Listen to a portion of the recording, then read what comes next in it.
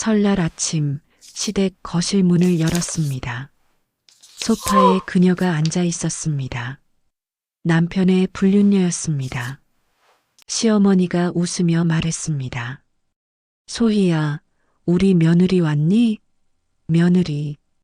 그 호칭은 제가 아닌 그녀를 향한 것이었습니다. 새해 인사 시간, 시어머니가 붉은 봉투를 꺼냈습니다. 소희에게 건네며 말했습니다. 우리 며느리, 올해도 건강해라. 제 앞에는 빈 봉투가 바닥에 던져졌습니다. 남편이 제게 다가와 말했습니다. 내가 비켜. 소희가 어색해하잖아. 저녁이 되었습니다. 시어머니가 서류를 내밀었습니다. 이용각서야, 오늘 서명해. 남편이 제 가방에서 카드와 통장을 꺼냈습니다. 너 나가도 갈 데 없지? 현관 밖에 제 짐가방이 던져져 있었습니다. 부엌 바닥에 주저앉았습니다. 핸드폰을 꺼냈습니다. 그들은 몰랐습니다. 지금 이 순간 그들의 세상을 무너뜨릴 전화를 걸고 있다는 것을. 이 놀라운 반전의 전체 이야기가 궁금하시다면 잠시만 구독 버튼을 눌러주세요. 평범해 보이는 사람들의 숨겨진 이야기를 매일 전해드립니다. 7년 전으로 돌아가 보겠습니다. 강남의 한 카페였습니다. 친구의 소개로 그를 처음 만났습니다. 이연우, 중견 인테리어 회사에서 일하는 남자였습니다. 안녕하세요. 박지수라고 합니다. 만나서 반갑습니다. 이연우입니다. 그의 눈빛은 맑았습니다. 말투도 정중했습니다. 무엇보다 저를 그냥 박지수로만 봐주는 것 같았습니다. 사실 저는 비밀이 있었습니다. 대양건설 회장의 외동딸. 하지만 그 신분이 싫었습니다. 사람들은 항상 제 뒤에 있는 재산만 봤으니까요. 대학 졸업 후 평범한 회사원으로 살기로 했습니다. 작은 무역회사 격리로 일하며 그냥 박지수로 살았습니다. 현우는 달랐습니다. 제 차림새도 가방도 아무것도 따지지 않았습니다. 지수 씨는 참 편안한 사람이네요. 같이 있으면 마음이 놓여요. 저도요, 현우 씨. 6개월간의 연애, 행복했습니다. 처음으로 저 자신으로 사랑받는 기분이었습니다. 어느 날 저녁 한강공원을 걷다가 현우가 멈춰 섰습니다. 지수야, 나랑 결혼해 줄래? 심장이 뛰었습니다. 돈은 많이 못 벌지만 평생 너만 사랑할게. 너를 행복하게 해줄게. 눈물이 났습니다. 드디어 저를 있는 그대로 사랑해주는 사람을 만났다고 생각했습니다. 네, 좋아요. 하지만 아버지는 강하게 반대하셨습니다. 지수야, 신분을 숨기고 결혼하는 건 위험해. 나중에 내 정체를 알면 사람들이 달라질 거야. 아빠, 전 현우를 믿어요. 그리고 제 능력으로 인정받고 싶어요. 아버지는 한숨을 쉬셨습니다. 그래, 내가 그렇게 원한다면. 하지만 아빠가 뒤에서 조용히 도와줄게. 힘들면 언제든 말해. 결혼 준비가 시작되었습니다. 소박한 예식장을 예약했습니다. 시댁 식구들은 제가 부모도 없는 평범한 회사원이라고 알고 있었습니다. 어느 날 회사에서였습니다. 해외 거래처에서 영어로 전화가 왔습니다. 다른 직원들이 당황하고 있었습니다. 제가 전화를 받으려는 순간 멈췄습니다. 유학파 출신이라는 게 들키면 안 됐습니다. 저 영어 못해요. 다른 분이 받으세요. 거짓말이었습니다. 화장실로 달려갔습니다. 거울을 봤습니다. 나는 나일 수 없구나. 작게 중얼거렸습니다. 이게 제가 선택한 삶이었습니다. 스스로를 숨기고 억누르고 평범한 척하는 것. 하지만 사랑을 위해서라면 참을 수 있다고 믿었습니다. 결혼식 날이 왔습니다. 작은 예식장, 하객도 몇 명 안 되는 조촐한 시기였습니다. 시댁 식구들의 표정이 차가웠습니다. 우리 아들이 불쌍해서 데려온 거지, 뭐. 시어머니의 첫마디였습니다. 친정도 없으니까 시집에서 더 잘해야 하는 거 아니야? 가슴이 아팠지만 참았습니다. 이게 사랑이라고 믿었으니까요. 신혼의 단꿈은 짧았습니다. 결혼 1년 차 새벽 5시에 눈을 떴습니다. 시부모님 아침 식사를 준비해야 했습니다. 부엌으로 내려갔습니다. 시어머니가 뒤따라 들어왔습니다. 며느리가 시부모님보다 늦게 일어나면 안 되지. 우리 집안 규칙이야. 네, 어머니. 매일 아침이 그렇게 시작되었습니다. 명절이 다가왔습니다. 다른 며느리들은 친정에 다녀온다고 했지만 저는 갈 곳이 없었습니다. 아니, 정확히는 갈 수 없었습니다. 친정도 없는 게 명절에 어디가? 여기서 일이나 해. 시어머니의 말에 고개를 숙였습니다. 20명분의 음식을 혼자 준비했습니다. 손가락이 베이고 허리가 아파도 참았습니다. 명절 아침 시댁 식구들이 모였습니다.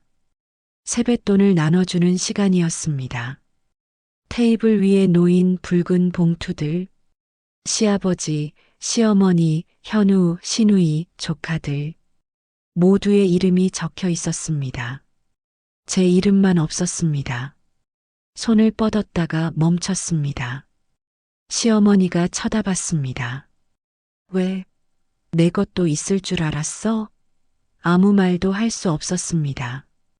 결혼 3년 차 어느 날 핸드폰이 울렸습니다. 아버지였습니다. 받으려는 순간 시어머니가 핸드폰을 낚아챘습니다. 누구야? 어머니, 제 핸드폰인데요.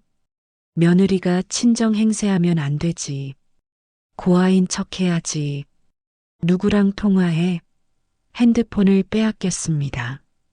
그날 밤 화장실에 숨어서 아버지께 전화했습니다.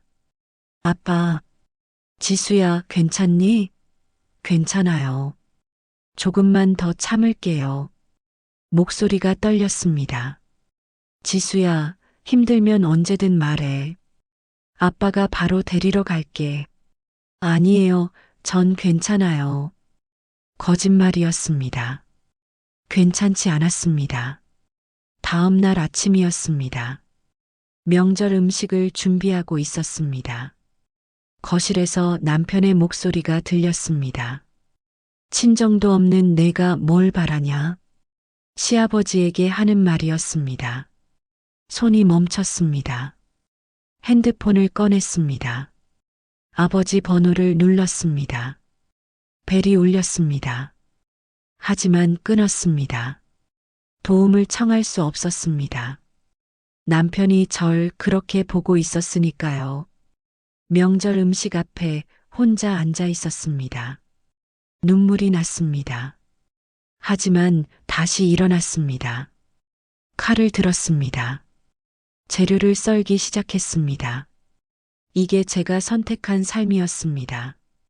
스스로 고립을 선택하고 혼자 견디는 것. 회사에서 동료가 물었습니다. 지수 씨, 시댁에서 힘들면 말을 해야죠. 나 같으면 당당하게 말할 텐데. 저는 웃으며 대답했습니다. 괜찮아요. 그냥 적응하는 중이에요. 동료는 고개를 갸우뚱했습니다. 이해할 수 없다는 표정이었습니다. 하지만 동료는 몰랐습니다. 제가 왜 말할 수 없는지, 제가 왜 참아야 하는지, 신분을 숨기고 산다는 게 얼마나 외로운 일인지 매일 밤 거울을 봤습니다. 이게 정말 내가 원하던 삶일까? 하지만 현우를 사랑했습니다. 그 사랑만 있으면 견딜 수 있다고 믿었습니다. 그때는 몰랐습니다. 그 사랑마저 변할 거라는 것을. 결혼 5년 차 현우가 달라지기 시작했습니다. 오늘 야근이야. 늦을 것 같으니까 먼저 자. 집에 돌아오는 시간이 점점 늦어졌습니다. 주말에도 골프, 회식, 거래처 미팅, 집에 없는 날이 많아졌습니다. 어느 날 저녁 현우의 와이셔츠를 세탁하려다 멈췄습니다. 낯선 향수 냄새가 났습니다. 여보, 이 냄새는 뭐예요? 현우는 대수롭지 않게 대답했습니다. 회사 직원이 향수 뿌리다가 묻은 거야. 왜 그래? 의심했지만 확신할 수 없었습니다. 결혼 6년 차 어느 날 밤이었습니다.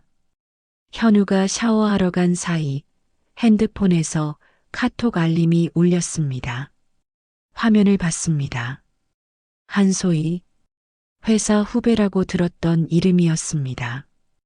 오빠 보고 싶어요. 오늘 우리 집에서 볼까요? 심장이 멈추는 줄 알았습니다. 샤워실 문이 열렸습니다. 현우가 나왔습니다. 여보, 이게 뭐예요? 핸드폰을 내밀었습니다. 현우의 표정이 굳었습니다. 잠깐, 그냥 회사 후배야. 친근하게 대하는 스타일이라서 변명이었습니다. 하지만 증거가 부족했습니다. 오빠라고 부르는 게 정상인가요? 요즘 애들은 다 그래. 별거 아니야. 그날 밤 잠을 이룰 수 없었습니다. 옆에 누운 현우를 봤습니다. 이 사람이 정말 저를 사랑하는 걸까? 의심이 커져갔습니다. 다음 날 시어머니를 찾아갔습니다. 어머니, 현우가 회사 후배랑 말을 끝까지 하지 못했습니다. 시어머니가 말을 잘랐습니다. 그러니까 내가 집에서 남편을 제대로 챙기지 못한 거지. 애도 못 낳으면서. 가슴이 무너졌습니다. 그렇게 또 1년이 흘렀습니다. 현우는 더 차가워졌습니다. 대화는 줄어들었습니다. 잠자리도 끊겼습니다. 저녁 식사도 함께하지 않았습니다. 같은 집에 살지만 남이었습니다. 어느 날 밤 현우가 늦게 들어왔습니다. 술 냄새가 났습니다. 여보, 우리 얘기 좀 해요. 현우는 지친 표정으로 말했습니다. 피곤해. 내일 얘기하자. 내일은 오지 않았습니다. 회사 동료가 물었습니다. 지수 씨, 요즘 안색이 안 좋은데 괜찮아요? 괜찮아요. 그냥 좀 피곤해서요. 거짓말이었습니다. 매일 밤 울었습니다. 베개에 얼굴을 묻고 소리 없이 울었습니다. 거울을 봤습니다. 7년 전에 제 모습은 없었습니다. 생기 없는 얼굴, 지친 눈빛. 이게 사랑의 대가인가? 이게 제가 선택한 삶인가? 하지만 포기할 수 없었습니다. 아직 희망이 있다고 믿었습니다. 현우가 돌아올 거라고 믿었습니다. 그때는 몰랐습니다. 가장 큰 배신이 곧 다가올 거라는 것을, 설날에 모든 게 무너질 거라는 것을. 7년 차 설날이 다가왔습니다. 새벽 4시에 일어났습니다. 명절 음식을 준비해야 했습니다. 전을 부치고 나물을 무치고 떡국을 끓였습니다. 손가락이 베었지만 참았습니다. 어차피 아무도 신경 쓰지 않았습니다. 아침 8시 시댁으로 향했습니다. 대문을 열었습니다. 거실에서 웃음소리가 들렸습니다. 안으로 들어갔습니다. 소파에 그녀가 앉아 있었습니다. 한소희, 샤넬 트위드 재킷을 입고 다리를 꼬고 앉아 TV를 보고 있었습니다. 시어머니가 웃으며 말했습니다. 소희야, 우리 며느리 왔니? 며느리. 그 호칭은 제가 아닌 소희를 향한 것이었습니다. 소희가 저를 보며 환하게 웃었습니다. 언니, 안녕하세요. 어머님이 설날에 혼자 있기 외로우니까 오라고 하셔서요. 시어머니가 소희의 손을 잡았습니다. 그렇지. 우리 소희 혼자 명절 보내면 안 되지. 저는 7년 동안 혼자 명절을 보냈습니다. 시어머니가 저를 돌아봤습니다. 지수야, 부엌 가서 음식 좀 더 준비해. 소희 온다는 거 알았으면 미리 준비하지. 부엌으로 들어갔습니다. 손이 떨렸습니다. 오전 10시 식사 시간이었습니다. 테이블에 자리를 잡았습니다. 시아버지 옆자리, 그 옆이 며느리 자리였습니다. 소희가 그 자리에 앉았습니다. 제 자리에, 저는 끝자리에 앉았습니다. 소희가 제가 만든 전을 집어 먹었습니다. 간이 좀 별로네요. 어머님, 저라면 간장을 조금 더 넣을 것 같아요. 시어머니가 고개를 끄덕였습니다. 그래, 역시 소희는 요리도 잘하네.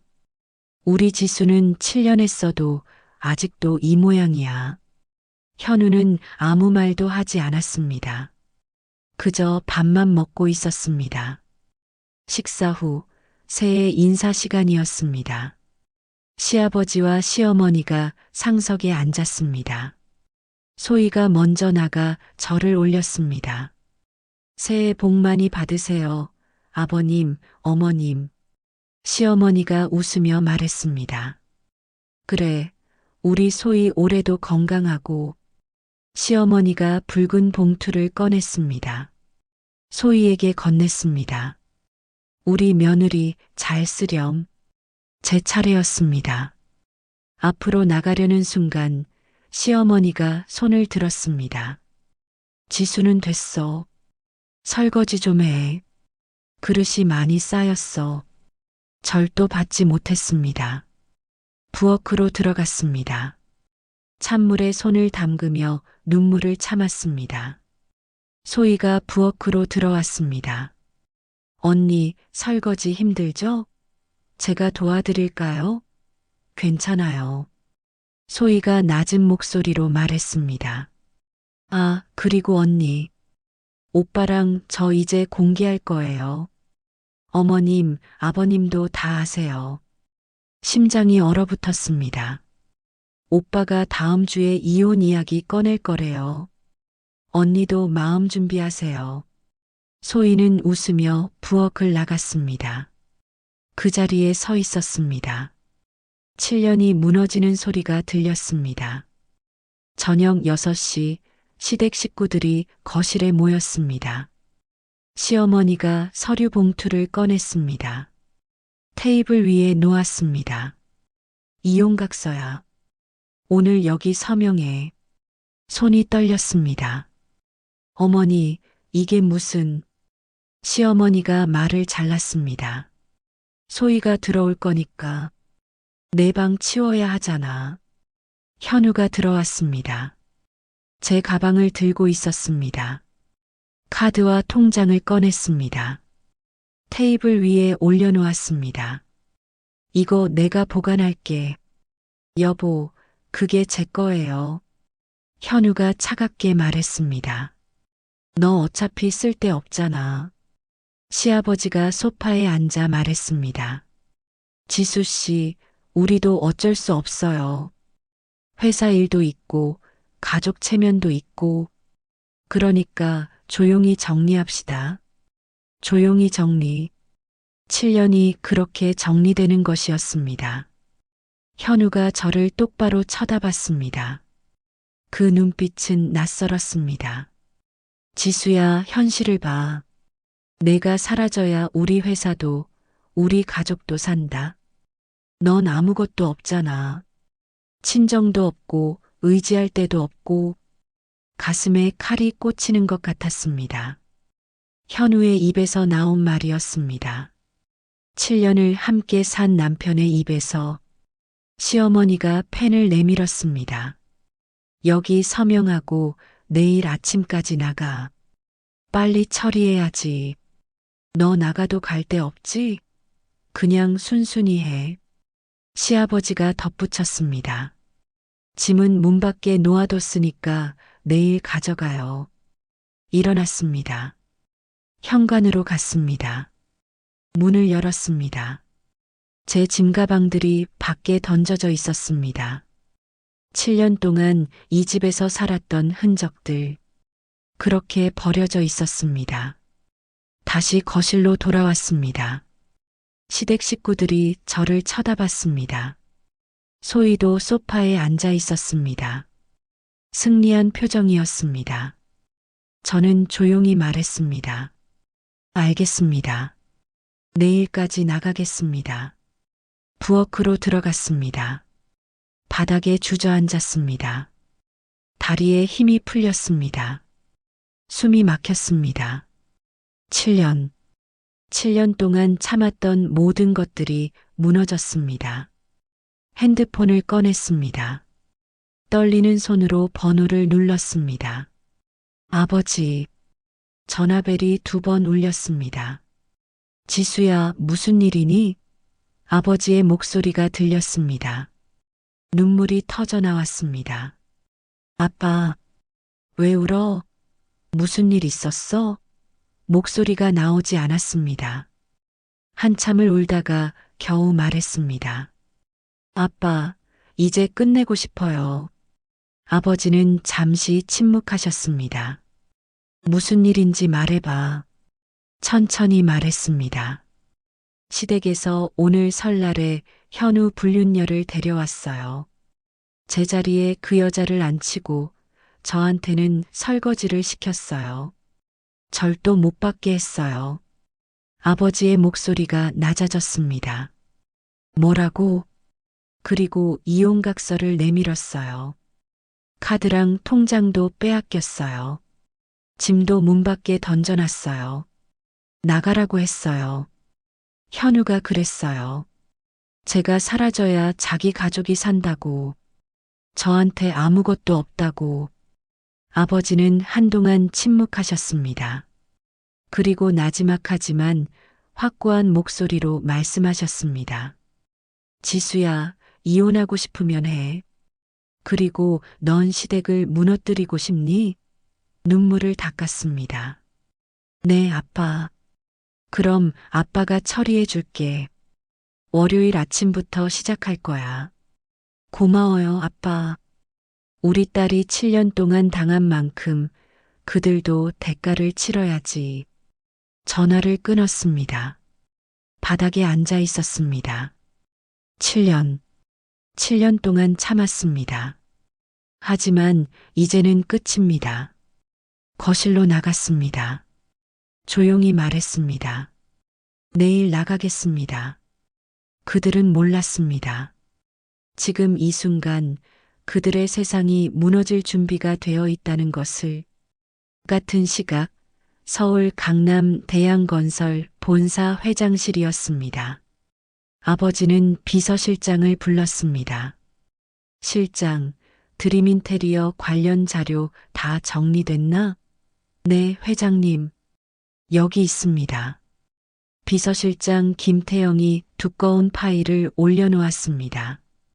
드림인테리어와 우리 계열사의 거래 내역입니다. 연간 거래액 28억. 전체 매출의 65%를 차지합니다. 협력사 리스트는 총 21개 업체입니다. 이 중 16개가 당사와도 거래 중입니다. 아버지는 서류를 천천히 넘겼습니다. 월요일 오전 9시 모든 거래 중단 공문 발송 준비해. 알겠습니다, 회장님. 그리고 협력사들에게도 통보해. 드림인테리어와 거래 지속하는 업체는 당사 거래도 중단한다고. 회장님, 그렇게 되면 망하겠지. 그게 목적이야. 아버지의 눈빛이 차갑게 변했습니다. 7년 동안 내 딸 덕분에 잘 살았으면 됐어. 이제는 대가를 치를 시간이지. 월요일 아침 설 연휴가 끝났습니다. 시아버지 이철민은 여유롭게 출근했습니다. 커피를 마시며 신문을 봤습니다. 이번 분기도 실적이 좋아. 우리 회사 계속 성장하고 있어. 비서에게 자랑스럽게 말했습니다. 역시 사장님 경영 능력이 뛰어나십니다. 당연하지. 내 실력으로 여기까지 온 거야. 오전 9시 정각 팩스 기계에서 소리가 났습니다. 비서가 서류를 들고 사장실로 뛰어들어왔습니다. 사장님, 대양건설에서 공문이 왔습니다. 대양건설? 뭔데? 이철민은 여유롭게 서류를 받아들었습니다. 하지만 첫 문장을 읽는 순간 얼굴이 새하얗게 질렸습니다. 귀사와의 모든 거래를 즉시 중단함을 통보합니다. 이게 무슨... 손이 떨려 서류를 제대로 잡지 못했습니다. 비서가 급하게 대양건설 구매팀에 전화를 걸었습니다. 여보세요? 대양건설입니까? 저희 드림인테리어인데요. 방금 받은 공문이... 네, 맞습니다. 거래 중단입니다. 즉시 효력 발생입니다. 이유가 뭡니까? 저희가 뭘 잘못했습니까? 회장님 지시사항입니다. 더 이상 말씀드릴 수 없습니다. 딸깍 전화가 끊어졌습니다. 이철민은 그 자리에 주저앉았습니다. 대양건설이 우리 매출의 65%인데 바로 그때 전화가 울리기 시작했습니다. 한 통, 두 통, 세 통, 협력사들이었습니다. 이사장님, 죄송합니다만 저희도 대양건설과 거래가 있어서요. 부득이하게 귀사와의 거래를 중단해야 할 것 같습니다. 김 사장님, 우리 10년 넘게 같이 일했지 않습니까? 저도 어쩔 수 없습니다. 대양건설 측에서 압력이 들어왔습니다. 딸깍. 전화가 끊어질 때마다 이철민의 얼굴은 더 하얗게 변했습니다. 오전 10시 현우가 급하게 사장실로 뛰어들어왔습니다. 아버지, 이게 대체 무슨 일입니까? 협력사들이 전부 연락을 끊고 있습니다. 나도 모르겠어. 대양건설에서 갑자기... 대양건설이요? 왜 대양건설이 우리한테 이럽니까? 바로 그때 은행에서 전화가 왔습니다. 이사장님, 주원은행입니다. 대출건 말씀드리려고요. 본사에서 거부 결정이 났습니다. 뭐라고요? 회사 신용도가 급락했다고 합니다. 그리고 기존 대출금 18억 3일 내 전액 상환하셔야 합니다. 3일? 18억을 3일 안에 어떻게 갚습니까? 죄송합니다. 본사 지시입니다. 딸깍. 이철민은 책상에 고개를 떨어뜨렸습니다. 끝났어. 다 끝났어. 현우가 컴퓨터를 켰습니다. 뭔가 찾고 있었습니다. 아버지, 대양건설이 누구 회사입니까? 모르겠어. 대기업인 건 아는데. 현우가 검색을 했습니다. 대양건설 회장 박진혁? 사진이 떴습니다. 이 사람 어디서 본 것 같은데. 기억을 더듬었습니다. 7년 전 지수와의 결혼식. 식장 밖에서 지수와 이야기하던 중년 남자. 아버님이세요? 아니에요. 그냥 아는 분이에요. 그때 그 남자의 얼굴. 그리고 지금 모니터에 비친 대양건설 회장의 얼굴. 같은 사람이었습니다. 현우의 손이 떨렸습니다. 아버지, 이 사람. 왜 그래? 7년 전 결혼식 때 봤습니다. 지수랑 같이 있었어요. 이철민이 벌떡 일어났습니다. 뭐라고? 현우가 더 검색했습니다. 대양건설 박진혁 회장 가족. 기사가 떴습니다. 대양건설 회장 박진혁, 외동딸 극비 보호. 이름 가명 사용 추정. 외동딸 박지수. 침묵이 흘렀습니다. 아버지. 지수가 대양건설 회장 딸입니다. 그럼 7년 전 우리 회사가 갑자기 대양건설이랑 계약한 건 지수 아버지가 도와준 거였어요. 금융권에서 대출이 쉽게 나온 것도 다 지수 덕분이었어요. 이철민은 그 자리에 주저앉았습니다. 우리가 대양건설 회장 딸한테 설거지를 시켰어. 오후 2시 집에서 시어머니 정미란에게 전화가 왔습니다. 여보, 은행에서 연락 왔어. 대출을 당장 갚으래. 나도 알아. 회사가 지금 난리야. 18억을 어떻게 갚아? 우리 집 팔아도 10억밖에 안 되는데. 시어머니의 목소리가 떨렸습니다. 지수가 대양건설 회장 딸이야. 전화기 너머로 비명이 들렸습니다. 뭐라고? 7년 동안 우리가 성공한 게 전부 지수 덕분이었어. 지수 아버지가 뒤에서 다 밀어줬던 거야. 그럼 설날에 우리가 대양건설 회장 딸 자리에 불륜녀를 앉힌 거지. 그래서 지금 복수를 당하는 거야. 정미라는 말을 잊지 못했습니다. 오후 3시 이철민의 핸드폰이 울렸습니다. 모르는 번호였습니다. 여보세요. 차갑고 위험 있는 목소리였습니다. 이철민 사장님이십니까? 누구십니까? 대양건설 박진혁입니다. 이철민의 심장이 멈추는 것 같았습니다. 회장님, 7년 동안 제 딸 덕분에 잘 사셨죠? 죄송합니다. 제가 잘못했습니다. 제가 미쳤었습니다. 이제 와서 사과가 무슨 소용입니까? 제 딸이 7년 동안 당한 모욕 하나하나 다 알고 있습니다. 회장님, 제발.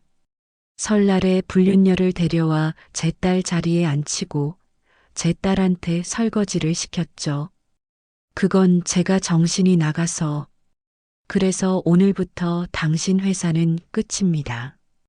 거래처도 끊고 은행도 끊었습니다. 3일 후면 파산하실 겁니다. 회장님, 제발 기회를 한 번만. 기회는 7년 동안 충분히 있었습니다.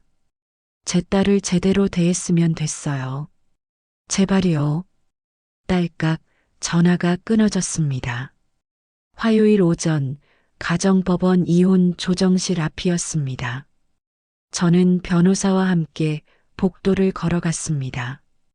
아버지가 선임해 주신 대형 로펌 변호사였습니다.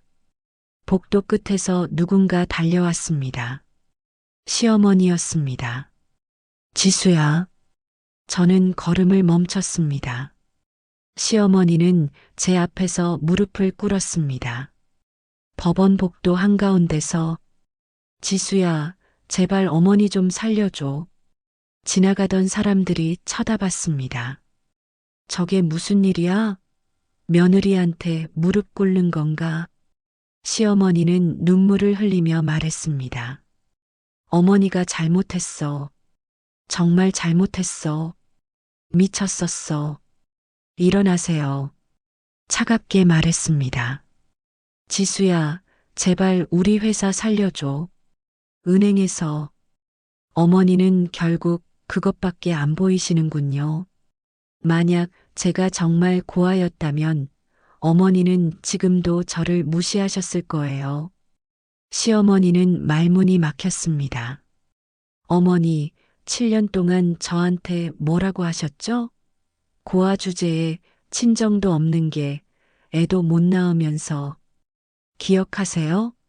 시어머니는 고개를 숙였습니다. 그리고 설날에는 뭘 하셨죠? 제자리에 남편의 불륜녀를 앉히고 저한테는 설거지를 시켰잖아요. 지수야. 이혼각서까지 내밀었죠? 카드랑 통장도 빼앗으셨고, 저는 시어머니를 내려다봤습니다. 어머니, 너무 늦었어요. 저는 시어머니를 지나쳐 조정실로 들어갔습니다. 아내는 현우가 앉아 있었습니다. 7년 만에 제대로 본 남편의 얼굴이었습니다. 초췌하고 수척했습니다. 지수야. 현우가 다가왔습니다. 가까이 오지 마세요. 변호사가 막아섰습니다. 조정위원이 말했습니다. 쌍방의 의견을 듣겠습니다. 제 변호사가 서류를 꺼냈습니다. 신청인 박지수 씨는 피신청인 이현우 씨의 불륜 행위와 가정 파탄을 이유로 이혼을 청구합니다. 현우의 변호사가 입을 열었습니다. 저희는 합의 이혼을 원합니다. 재산 분할, 위자료 모두 신청인 측 요구대로 하겠습니다. 현우가 벌떡 일어나 무릎을 꿇었습니다. 지수야, 제발. 내가 잘못했어. 조정위원이 놀라 말했습니다. 이현우 씨, 진정하십시오. 지수야, 회사 좀 살려줘. 아버지가, 어머니가. 이현우 씨, 차갑게 불렀습니다. 저한테 무릎 꿇지 마세요. 그럴 자격도 없어요. 지수야, 소혜 씨한테나 꿇으세요. 설날에 제자리에 앉혔던 그 사람한테요. 현우의 얼굴이 새하얗게 변했습니다. 저 사람은 회사 망하니까 연락도 안 받아. 그럼 결국 혼자 남았네요. 저처럼. 저는 가방을 들고 일어났습니다. 변호사님, 재판으로 가겠습니다. 알겠습니다. 현우가 소리쳤습니다. 지수야, 지수야. 하지만 저는 뒤돌아보지 않았습니다. 복도를 나서자 시아버지가 서 있었습니다. 저를 보더니 고개를 숙였습니다. 회장님 따님, 제발 한 번만 용서해 주십시오. 제가 미쳤었습니다. 7년 동안 기회는 충분했어요. 바로 그때 법원 직원이 복도를 지나가며 말했습니다. 박지수 부사장님 오셨습니다.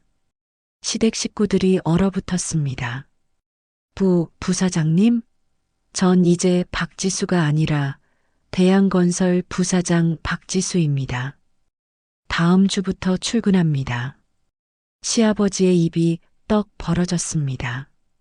그러니까 사업상 다시 만날 일은 없으실 거예요. 드림인테리어는 이제 존재하지 않을 테니까요. 저는 엘리베이터를 탔습니다. 문이 닫히는 순간 복도에 무릎 꿇고 있는 시댁 식구들의 모습이 보였습니다. 안녕히 가세요. 이제 정말 끝입니다. 오후 2시 집에서 시어머니에게 전화가 왔습니다. 여보, 은행에서 연락 왔어. 대출을 당장 갚으래. 나도 알아. 회사가 지금 난리야. 18억을 어떻게 갚아? 우리 집 팔아도 10억밖에 안 되는데. 지수가 대양건설 회장 딸이야. 전화기 너머로 비명이 들렸습니다. 뭐라고? 7년 동안 우리가 성공한 게 전부 지수 덕분이었어. 그럼 설날에 우리가 대양건설 회장 딸 자리에 불륜녀를 앉힌 거지. 오후 3시 이철민의 핸드폰이 울렸습니다. 모르는 번호였습니다. 이철민 사장님이십니까? 차갑고 위험 있는 목소리였습니다. 대양건설 박진혁입니다. 이철민의 심장이 멈추는 것 같았습니다. 회장님, 7년 동안 제 딸 덕분에 잘 사셨죠? 죄송합니다. 제가 미쳤었습니다. 이제 와서 사과가 무슨 소용입니까? 제 딸이 7년 동안 당한 모욕 하나하나 다 알고 있습니다.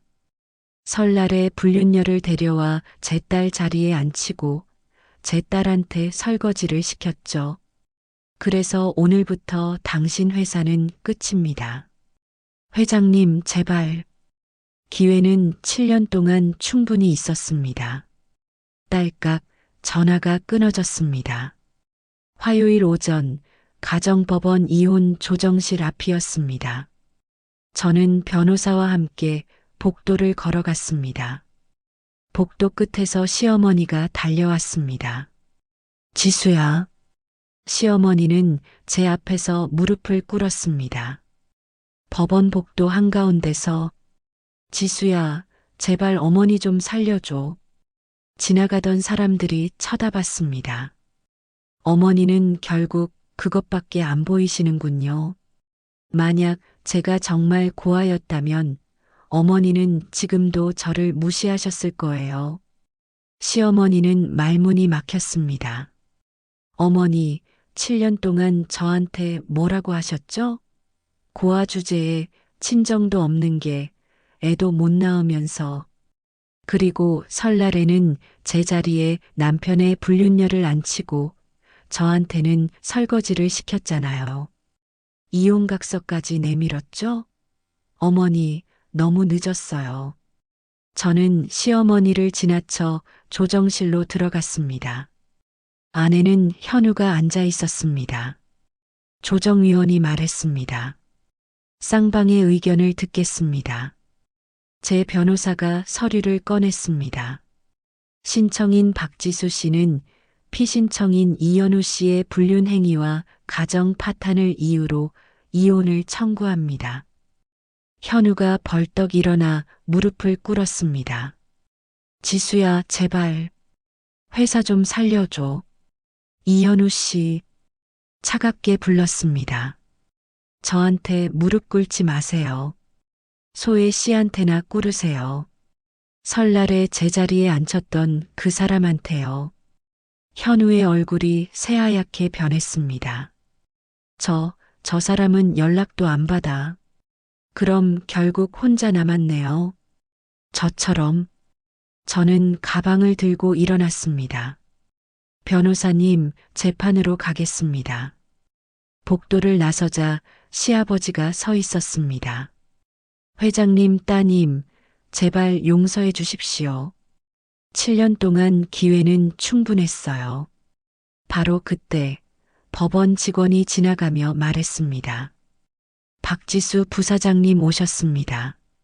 시댁 식구들이 얼어붙었습니다. 부사장님? 전 이제 대양건설 부사장 박지수입니다. 다음 주부터 출근합니다. 그러니까 사업상 다시 만날 일은 없으실 거예요. 드림인테리어는 이제 존재하지 않을 테니까요. 저는 엘리베이터를 탔습니다. 문이 닫히는 순간 복도에 무릎 꿇고 있는 시댁 식구들의 모습이 보였습니다.